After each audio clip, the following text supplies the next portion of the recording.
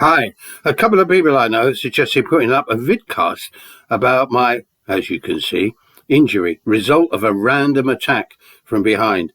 At first I was reluctant until Sunday's attack in East Street Market, where I occasionally do shopping when south of the river, it being one of the few remaining working class street markets still thriving in London.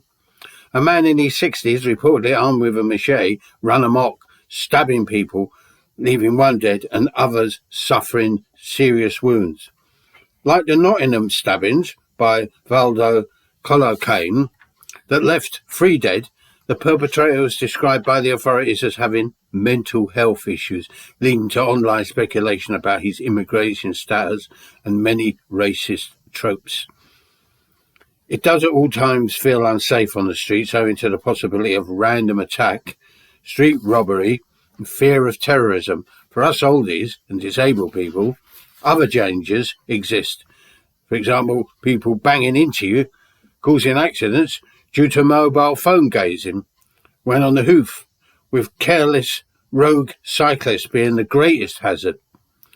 It's far worse for young black males who are more likely to be victims and perpetrators of fatal street violence. Women of all ages are justifiably wary of stepping out onto the streets and using public transport because of harassment and threatening male behaviour. In general, we in the big smoke are confronted by more aggression, frustration, episodes of anger and rage, thoughtlessness than ever before. But I'd like to say this: don't let yourself feel intimidated. The prevailing atmosphere keep you off the streets, away from public spaces, which, after the COVID epidemic, we have to reclaim.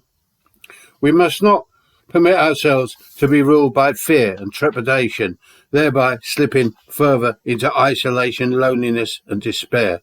We must be able to circulate without restriction, internal or external.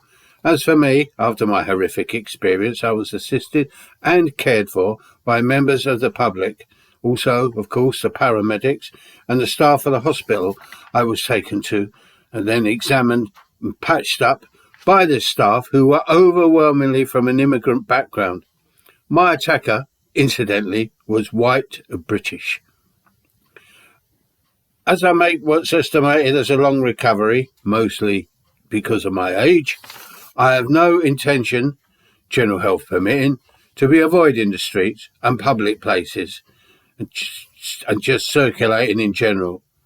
It's here where I live out an important part of my life, find my inspiration and keep my finger on the pulse. So, don't be scared to step out, but do keep a wary eye out and be alert and watch your back whenever possible. Bye.